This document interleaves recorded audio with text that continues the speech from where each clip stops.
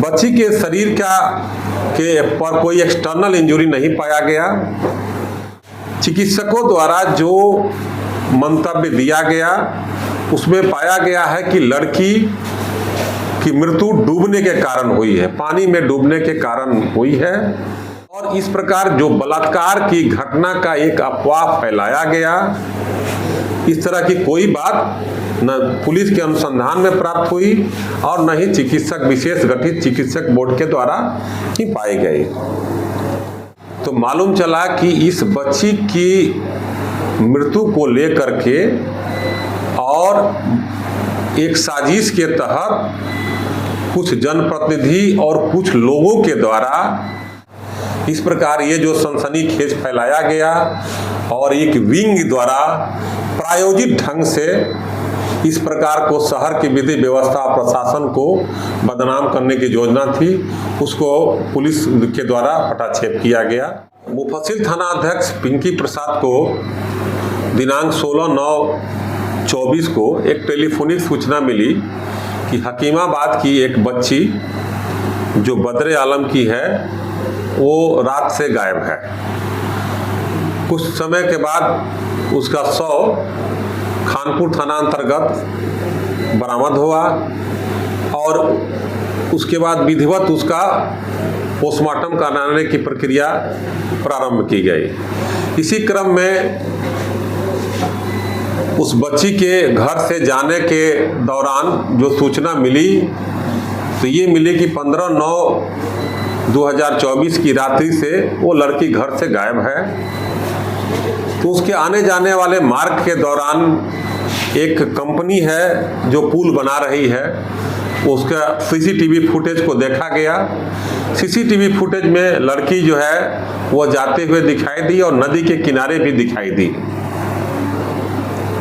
इससे स्पष्ट हो गया कि बच्ची जो है नदी में डूबी और उसके बाद वहां पर उसका शव प्राप्त हुआ।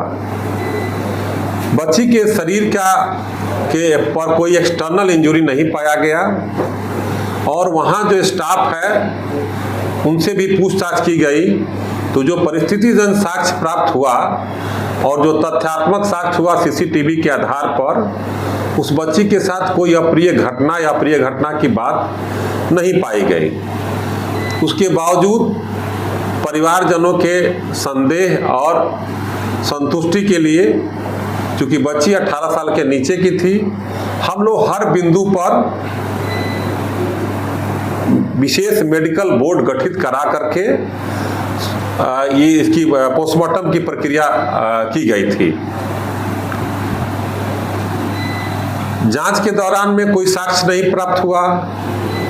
और तकनीकी जो साक्ष्य मिला उसमें भी प्राप्त नहीं हुआ। चिकित्सकों द्वारा जो मंतव्य दिया गया उसमें पाया गया है कि लड़की की मृत्यु डूबने के कारण हुई है, पानी में डूबने के कारण हुई है। और इस प्रकार जो बलात्कार की घटना का एक अफवाह फैलाया गया, इस तरह की कोई बात न पुलिस के अनुसंधान में प्राप्त हुई और न ही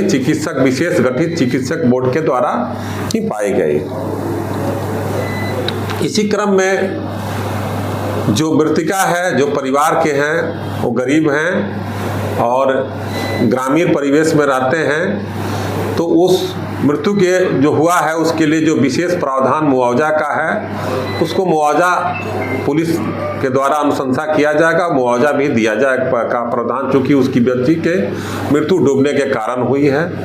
उसके कारण हम लोग मुआवजा का प्रस्ताव भी देंगे। लेकिन इसी क्रम में जो गांव में पुलिस जब जांच करने गई और लोगों से, उनके परिजनों और लोगों से जब बात की तो मालूम चला कि इस बच्ची की मृत्यु को लेकर के और एक साजिश के तहत कुछ जनप्रतिनिधि और कुछ लोगों के द्वारा समस्तीपुर जिला में एक योजना के तहत पुलिस के विरुद्ध, प्रशासन के विरुद्ध और इस घटना को दूसरे रूप में बढ़ा चढ़ा करके प्रसारित करने की योजना थी और उस बच्ची का सहारा लिया गया, जबकि उसके गांव के लोग भी बताए कि उसमें जो मुख्य भूमिका अदा कर रहे थे